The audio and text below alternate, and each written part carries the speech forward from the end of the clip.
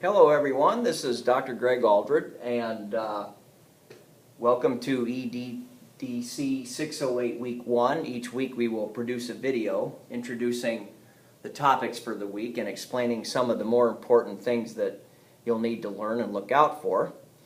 And in the first week we're going to be talking about descriptive statistics. So we're going to be talking about normal distributions.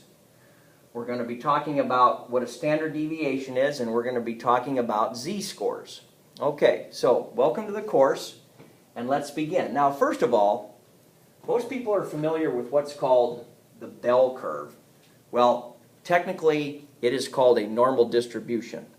And if you look at page 159 in your book, you will see a picture of what is called a normal distribution.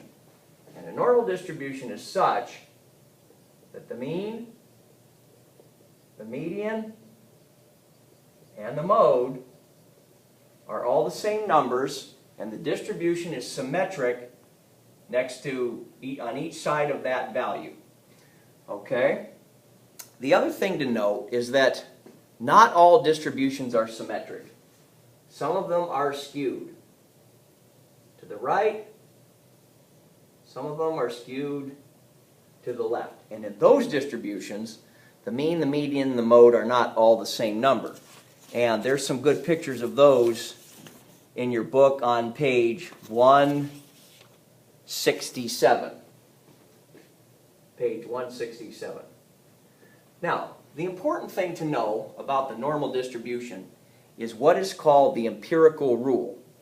And the empirical rule says that there is a certain number of values in the distribution that lie within one standard deviation of the mean.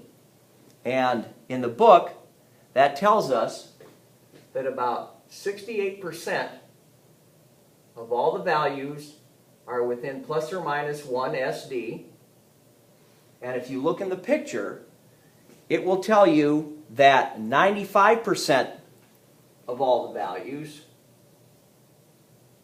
are between two standard deviations,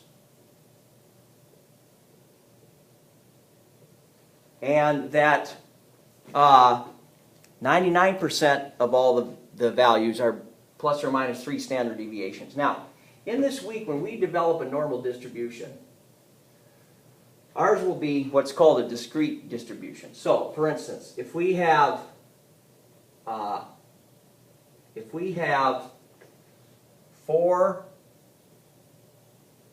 4s in our deck of cards, and we have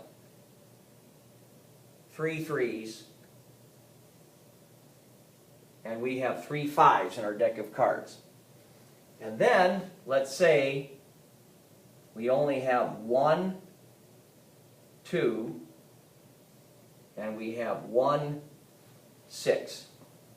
Now, technically that's not a normal continuous distribution, but for our purposes it will work. So when you're asked to create a normal distribution this week, it should look something like this. A histogram that is very close to a normal distribution. Alright, so that is our normal distribution this week. Okay, now, how do you compute the standard deviation?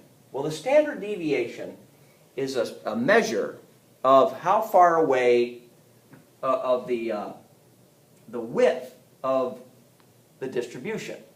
And the way you calculate it is rather complex, but if you go to the Usable Stats website that is in your content, the Usable Stats website, there is a great calculator in which you can put all of the values in the distribution in it, and you can click a button and it will give you the mean, the median, the mode of all the values in the distribution, along with the sample standard deviation and the population standard deviation. Now, the sample standard deviation and the population standard deviation are computed slightly differently. I won't go into them now, but that will be important as the course comes up. You'll use the sample standard deviation sometimes, and you use the population standard deviation others. So go and check out the Usable Stats website and get some practice finding the mean, median, mode, and standard deviation of a set of values. Now, our last topic today will be what's called z-scores. And the formula for a z-score can be found on page 167. Excuse me, 177. And it is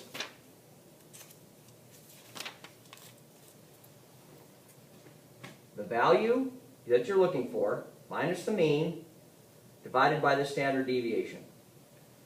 So essentially, what a z-score is it tells you the number of standard deviations away from the mean that a value is, okay?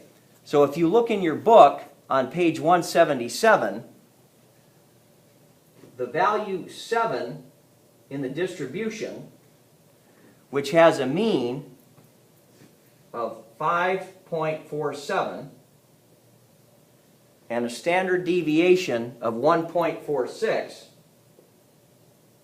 has a z-value of 1.05 standard deviations. So what that would mean is if the mean here was 5.47, if the mean was 5.47, then the value in the distribution 7 would be exactly 1.05 standard deviations away from the mean. Now that has a lot of implications, okay, of which we will work with this week. But that is how we quantify all normal distributions. And we will work more with that this week. That's just our introduction. We're here if you need any help. So thank you and have a good day.